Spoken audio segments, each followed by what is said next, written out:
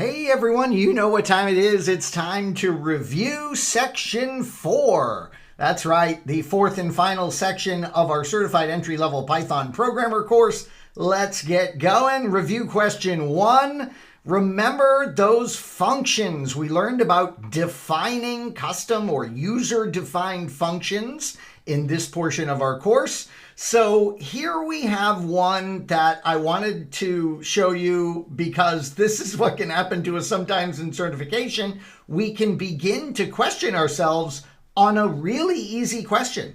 Yeah, define greet and a name will be the parameter, return hello plus name, and then we print greet Alice. What is the output we're going to get? Are we going to get hello Alice? Are we going to get name, or are we going to get greet Alice?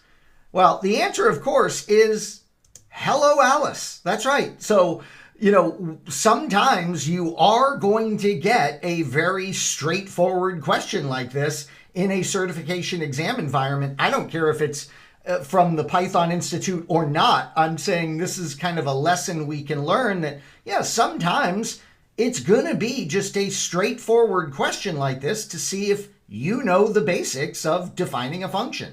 So a lot of times this could really freak us out and we're looking for some kind of a catch when there is no catch. It's just a straightforward, pretty easy question. All right, next up, how about this? Define multiply, and then we have A as a parameter, B with a default parameter setting, and then return A times B. Wow, what an amazing function, right? So print multiply with a value of 3. What's going to happen? Well, no problem, right? The 3 is the value for A. We don't have to specify a value for B. There is a default there. So the output will be 6. Yeah. Again, no trick here. As long as you know about how defaults work, default parameter values, there is no trick here. Yep, we're not going to get an error back. We're going to get the value of 6 back. All right, how about question 3? Notice what I did in this question. I removed the highlighting, the colored text. That is a benefit to us, and we don't want to assume we're going to get colorization in an exam environment. So let's get used to not having those handy colors. Does it make things a little more difficult? Sure, it does. And that may be a very reason why we don't get the colorization of our code. But anyways, here we go. X equals 10. Okay. Define change. X equals 5. Print X. And then we call that function, and then we print X. This would be very tricky, I would think, if you had not taken this course. But hopefully, with you taking this course, you look at this and you realize, oh my gosh, this is easy. The right answer is going to be 5, 10, right? And that's because of variable scoping, as we discussed. X is set equal to 10, and that's just fine. Within our function, X is set equal to 5, and that ends up being printed as the value that we call first from the function of change, and then we print X, and that's the global variable X, which has that value of 10.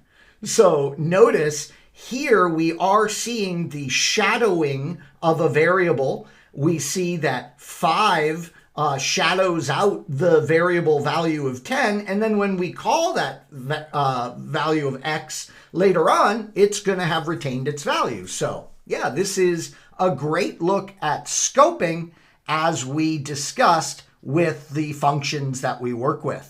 All right, finally, we have this review question for you. We define a function called safe divide, taking A and B parameters.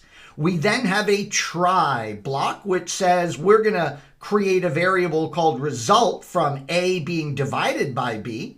We then have an except block, which is for zero division error, which is going to return a result of none. And then finally, we return the result. So what is going to happen here if we do print safe divide 10, 0? What's the output? Are we going to get 0? Are we going to get none? Are we going to get an error? Or are we going to get the value of 10? Well, look at this. We are going to get a 0 division error, and the results of that, or rather the result of that error, is not going to be the error message. Yeah, sure, it's going to return the value of none. One of the interesting things about this code too is notice things stop at the exception block. Yeah, because we do have a division by error, 0 division error here, then none is the result. We never get to the return result code. Well, great job, everyone, in this review. This, as you know, was not a massive section of content with our functions and our exceptions. So, yeah, a nice, concise review. And you guessed it, in the next video, I'm going to go ahead and give you an assignment involving these last two major topics that we covered. See you there.